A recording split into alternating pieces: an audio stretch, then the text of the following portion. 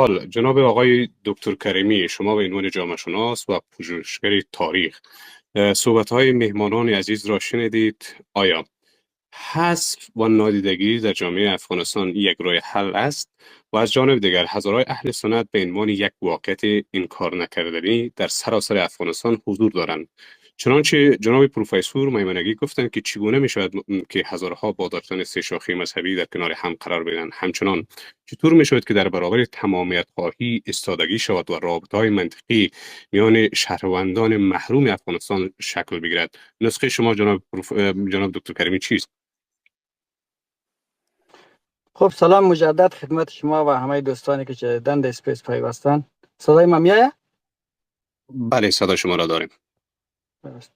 اول دفعه که از شما جناب آقای قادری خیلی سپاسگزار هستم و دوستان عزیز جناب آقای عتیق الله قادری را شما چقدر میشناسین یا نه؟ من از دیر باز میشناسم و ایشان از بنیانگذاران همین شورای هزاره اهل سنت هست. اگر از بنیانگذاران چی بگم که اولین بنیانگذار هست با اون شور هیجانی که داشتن ناشی از ستم و فهم عمیقی دارن و خیلی دوست داشت که یک اسپیس تخصصی برگزار شود، ولی متاسفانه مهمانانی که دعوت شد در اینجا در این حالی که این اسپیس لطفای خیلی خوبی داشت، کسانی دعوت شد که سایه هزاره را به سنگ میزنه و از جانب هم دکتر حفیظ شریعتی که کتاب هزارهای اهل سنت را نوشته کرده او دعوت نمیشه. کسی دعوت میشه که سایه هزاره را به سنگ میزنه و بر روایت علیه هزاره. دو تا مهمان ما و شما هم اینجا روایت را داشت خلق میکرد که روایت ضد هزاره اهل سنت بود که گویا به مفهومی که چرا شما عنوان هزاره اهل سنت را دارید مطرح میکنید.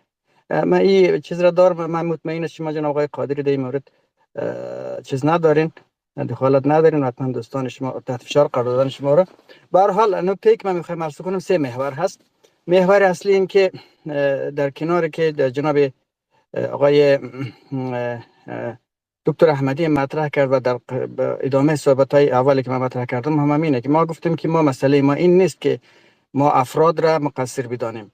مسئله ما با یک 4 تا توصیه اخلاقی که دوستان اینجا امروز انجام دادن و کسانی که ما می‌بینیم حل نمی‌شود. با این حرفا مسئله افغانستان حل نمی‌شود.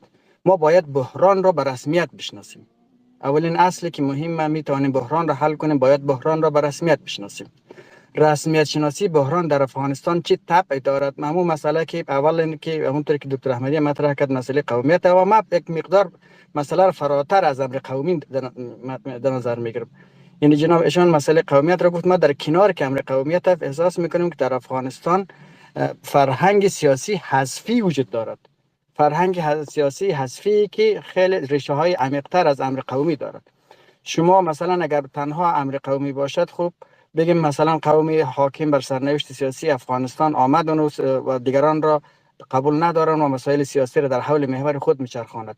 نه، این خانش درسته، ولی درسترش چی هست؟ درسترش اینه که ما بگیم نه، در ادوار مختلف تاریخی هر کسی که آمد بر فرهنگ سیاسی چماق سیاست خیش را بر پهلوها و تنهای مردم مظلوم کوبید که او توانست با استفاده از امر حذف مسئله را به پیش ببره.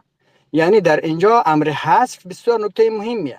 وقتی ما این دال محوری رو در نظر نگیریم قطعا فریب میخوریم. بعد اون روز کسی مثلا با یک 4 تا حرف خوش به دل خوش میکنیم. ما باید بدانیم که این سیاست حذفی یک حالت نوبتوارگی به خود گرفته یا یک نهادینگی فرهنگی داره. جناب قادری شما که جامعه شناسی خوندن میدانید که یک نوبتوارگی داره و یک نهادینگی فرهنگی داره. نهادینگی فرهنگی فراتر از امر قومی. یعنی شما میتونید یک قوم را یا مثلا سیاست قومی را با قوم گفتگو کنید، افراد و چهره و نخبه های قومی را میتونید قانع کنید یا میتونید حتی حذف کنید. اما اگر یک فرهنگ در درون یک جامعه نهادی نشود و تبدیل به عادت مردم شود و تبدیل به امور روزمره مردم شود، سخته.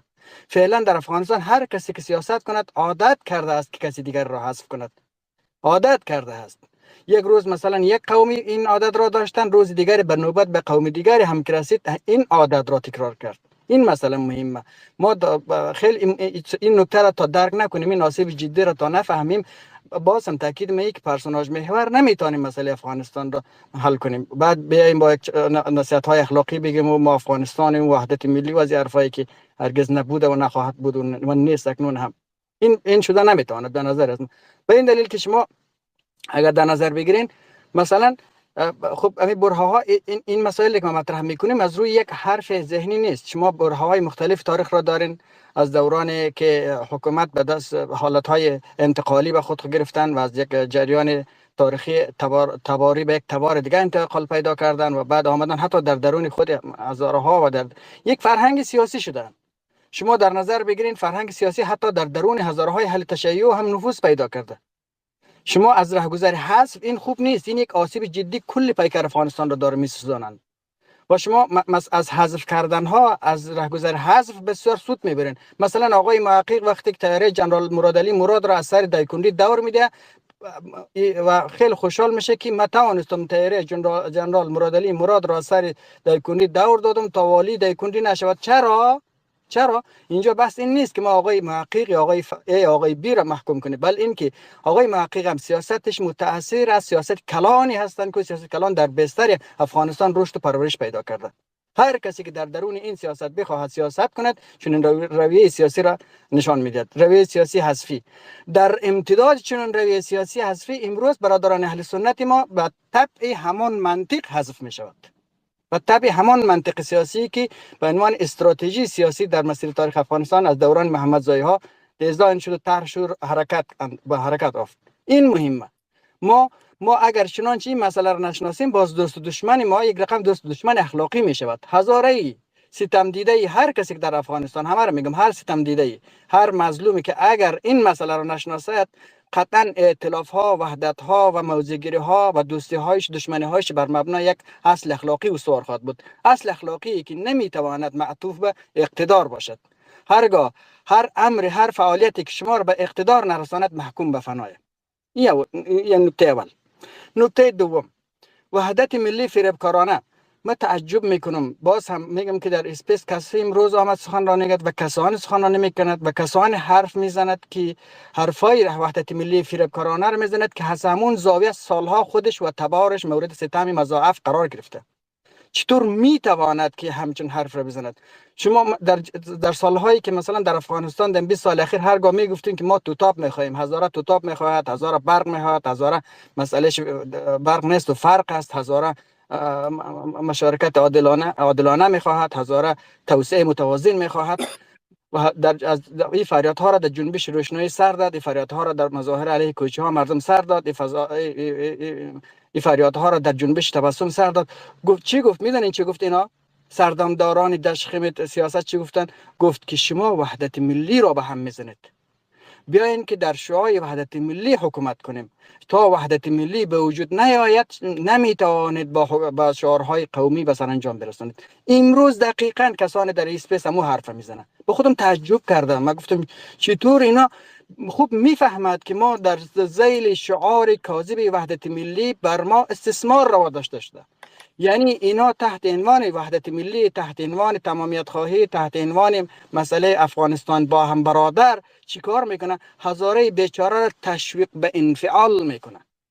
هزاره بیچاره را تشویق به انفعال میکنه. و کدام هزاره را؟ بیشتر هزاره سنی را. امروز کسی اینجا در اسپیس صحبت میکنه، این کسی که میگم فرد مسئله تنها فرد نیست، میگم که این فرهنگ سیاسی، این بینش هستن. بحث مثلا بینش های حاکم در فرهنگ قومی مردم افغانستان هست. من دوست ندارم فرد محور مسئله رو تحلیل کنم. کسی که امروز و کسانی که این گونه صحبت میکند و بعد میگوید که هزاره مثلا به عبارت دیگر میگوید که هزاره از بدن ما جدا نشود، هزاره در درون ما حل و هضم شود و هرگاه هزاره سنی بیچاره که همواره در مسیر تاریخ مورد ستم قرار گرفته امروز اگر فریاد میزند که من هستم تحت هویت خودم، من با امو قد و اندام و قیافه خودم، بعد میگوید شما نمیتوانید با این خانش مسیر صلح را در افغانستان بیارین، بیاین که ما وحدت ملی را به هم نزنیم، برادران برابر و برادر بگیم. اینا یعنی چی؟ در ته حرف این همچون آدم های تشویق به انفعال هست. اینا سعی میکند به عبارت دیگر مکارانه و مزاورانه هزاره سنی را تشویق به انفعال بکند و بعد بسیار راحت میگن که برادر، یعنی شما اگر چنانچه در گوشه میشینید فریاد سر نمیزنید، وجود خرم مسجل نمیکنید، حضور حماسی پیدا نمیکنید، به این دلیل است که شما به مصالح ملی کشور احترام گذاشتین. و بعد از خود از آقا وقتی بپرسیم که خب آقای محترم این مسئله وقتی در نوبت شما قوم شما میاد چی میشود؟ میگه اونجا مسئله باز سیاست یک بام و دو هوا هست. اینجایه که من میگم که وحدت ملی فریبکارانه به یک عبارت تشویق به انفعال همه هزاره ها، مخصوصا در مبحث هزاره های اهل سنت، تشویق به انفعال هزاره های اهل سنت است و بسیار خطرناک است و اغفال کننده است. این را باید برادران هزاره اهل سنت ما به جدیت درک کند و همه هزاره ها و هزاره های اسماعیلی هم درک کند که هرگاه اگر فریاد سر داد که من اسماعیلی هستم، من سنی هستم، هزاره سنی هستم، من هزاره شیعه هستم، هزاره هستم، اگر کسی گفت که شما چرا امر هزارگی و امر قومی را سر میدید، با مفهوم گپ بابا که حق خواستن فریاد زدن به مفهوم دشمنی با کسی که نیست، اما شمایی که ما را تشویق به خاموشی میکنید به عبارت سعی میکنید که انفعال را در درون جامعه ما پیاده کنید و این چیزی است که ما دو سه قرن از آن زجر میکشیم و خیلی خطرناکه. هر هزاره این معرفت را باید داشته باشد. این نکته دوم. نکته سوم، مسئله که مطرح شد اینجا دوستان گفت که هزاره ها یک برساخت سیاسی نیست و یک امر واقعی هست. اصلا ما چرا اینطوری مطرح کنیم؟ ببینید مسئله من این است، ما تعجب میکنیم که چرا ما از این زاویه به مسئله نگاه کنیم، چرا ما این گونه حالت انفعالی واکنشی نگاه کنیم که اصلا با منطق دایه ما جور در نمیاد. شما نگاه کنید کسی میآید و ادبیات را در خور شما میدهد، به وجود میارد و شما همون ادبیات را گرفته توپ را در میدان فلان آدم بازی کردن، یعنی چیز؟ یعنی حماقت سیاسی. بحث انفعال اصلا، بحث برساخت اصلا مطرح نیست. کسی بیاید بگه که آیا هزاره یک واقعیت اجتماعی هست یا یک برساخت سیاسی است، بعد ما بیایم به اثبات برسانیم که تو رو خدا نه، ما واقعا برساخت سیاسی نیستیم، یک واقعیت اجتماعی هستیم، و بعد بگه خب خیلی خب حالا شما که خیلی اصرار دارین فکر میکنیم یک زرگک هستیم. نه، چرا؟ ببینید من اصرار ما بر این با جناب آقای قادری و دیگر دوستان که بحث را تخصصی پیش ببریم، نه با کمپاین ها و حرفای اخلاقی بسیار پوپولیستی اینا که در مسائل سیاسی و وکلای پارلمان خیلی پیش میره. برین بر ریشه تاریخ نگاه کنیم. من یک چند تا نمونه خدمت شما عرض میکنم. میگم که هزارهای سنی در تاریخ معاصر افغانستان و در زایش سیاسی هزارها، این کلمات را به تاکید میگم، در تاریخ معاصر افغانستان و در زایش سیاسی هزارهای افغانستان از عبدالچلهفت و حتی از عبدالچلهفت پیشتر، یعنی در حدود 3 قرن، اصلا 3 قرن تا امروز، هزارهای سنی ریشه هزارهای افغانستان هست. این به قاطعیت میگم، هزارهای سنی ریشه سیاسی هزارهای افغانستان در تاریخ معاصر افغانستان است. نمونهش من خدمت شما عرض میکنم. درویش علی خان هزاره به اتفاق آرا هزار سنیه. درویش علی خان هزاره به اتفاق آرا هزار سنیه. بنیاد علی خان هزاره به اتفاق آرا و اکثر دوستان معتقدند که هزار سنیه. سکندر خان هزاره در بادغ زندگی میکنه، هزار سنیه. محمد خان بیگلری هزاره سنیه و هزار و ده تا از امیر رقم در هرات و مرو و چیز است، بادغیس است. چرا این نکته ها مهم است؟ شما ببینید به لحاظ سیاست، جغرافیای سیاسی خیلی مهمه. آن روز که سیاست افغانستان از رهگذر دولت قاجار، از رهگذر دولت ایران تنظیم و تسجیل میشد و دروازه ورود به افغانستان بلخ نبود، کابل نبود، پشاور نبود، دروازه ورود و نقطه کلیدی جغرافیای افغانستان هرات بود. و همین هرات یعنی مرکز اقتدار منطقه از افغانستان که از اون رهگذر خیلی مهم بود که هرات و بادغیس و مرو و طایبات، این نقطه دست کیه؟ بنیاد خان هزاره تا نزدیکای خراسان را تحت کنترل خود داره. حاکم مرو یک هزاره سنیه. مرو و دوستایی که در چیز رفته باشن میدانن. و نزدیکای سبزوار کسانی که در ایران رفته باشه یک هزاره سنی هست. محمد خان بیگلری، الان بیگلری مفهوم سیاسی داره، نایب سلطنه هرات هست. درویش علی خان هزاره که همونطور دوستا میگن چیز است، هزاره سنی است و حاکم هرات است. سیاست در آنجا توسط هزاره سنی چی شده؟ هزاره سنی بنیان گذاریش تا کلیک خورده. و همینه که مثلا مشاورین تیمور پسر احمد شاه دورانی میگه که برادر، این همه هزاره با اقتدار در دور برهت امکان دارد بعد از احمد شاه دورانی تو بیتوانی حکومت را درست پیش ببری. اینجایی که قلقم هزارگی توسط تیمور شروع میشود.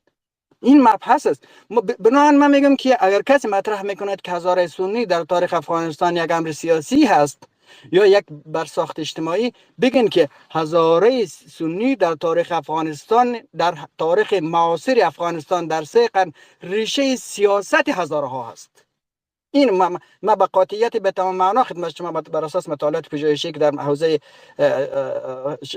چیز انجام دادیم غرب افغانستان اینا میگم. شما مراحل گوناگونی هست، مراحل گوناگونی است که هزارها در مناطق چیز وجود داره، تایبات و نزدیکای سرمرزی بادغیس و مرو و رفسنجان و این مناطق وجود دارند.